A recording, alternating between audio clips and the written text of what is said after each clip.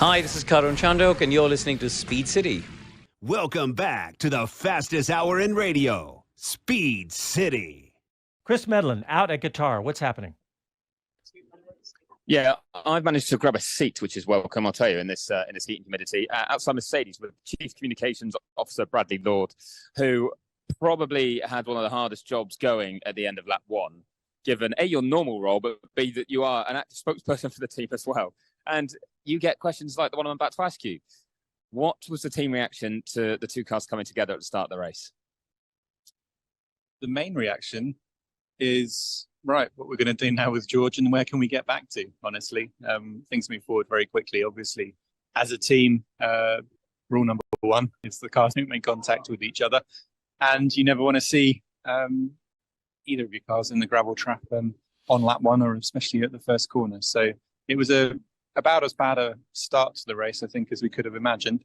But from there, you very quickly switch into recovery mode and say, right, what's possible? And lap two, as we're behind the safety car, the strategists were saying, well, we might be able to get back to the points here with George. He's still got 3 stops to make, and so is everybody else, and he's at the back, not at the front as he was. And from there, he just put in an absolutely stellar drive to be that quick, that consistent all the way through, and to get back to P4, and in the end to score 2 points more than Ferrari on a day when it could have been a lot more, but also could have been a lot worse as well. Was a heck of a recovery from him. Yeah, in the media centre, we joked it was very nice of you guys to even up the score since Ferrari didn't start a race with Carlos Sainz. But firstly on George, he just walked past us to go back to the driver room. Physically, how is he? Because we've seen a number of drivers really struggling after today's race. Yeah, I think this is probably one of the most intense races that any of the drivers have experienced. And it's not just hot, but today compared to yesterday or Friday, the humidity has been absolutely sweltering. So it wasn't easy in the car. We even saw him during the race sort of lifting his hands out of the cockpit. We saw how quickly he had his visor open coming around that last corner and into his final pit stop as well. So it was clearly demanding. And I think, honestly, for me, one of the conversations I have many times with people is, well, these F1 drivers were really athletes. They sit down and they turn a wheel, but they're not running around a sports pitch or doing any of that. And I think today just shows quite how demanding this sport can be, and really is a testament to the sort of physical condition, the discipline and the effort they put in day after day away from the racetracks in order to be in peak condition and not be the limitation of the car on a day like this. Yeah, real test for them. We had a question from listener Bryn a little bit ago. Wanted to know about the strategy that was used at the end of the race. George going on to softs, and then looked like the pace wasn't there. Was there a reason for that? It was a really simple reason for it. He came out of the pits. We wanted to manage that tyre for a couple of laps, just in case there was a safety car and it needed to be fresh at the end.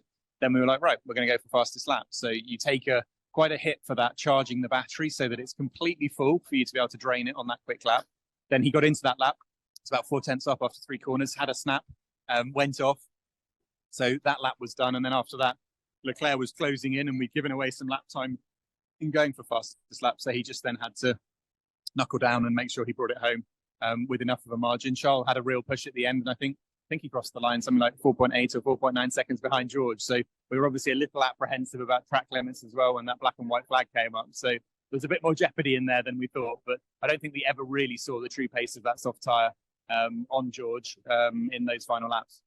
Well, there you go, Bryn. Hopefully that answers your question. And just finally, the big topic moving forward then is what happens in terms of a debrief for the team. How do you address the collision? Is it done tonight? Is it done in the future back at the factory? How do you then get the drivers talking?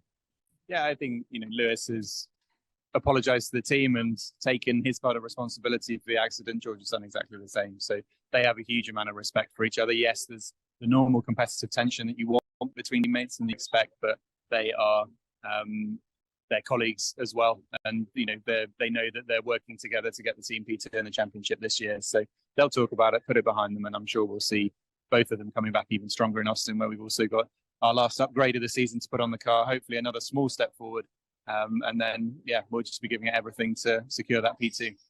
Well, we look forward to seeing how you go in Austin. Thank you very much for that, Bradley.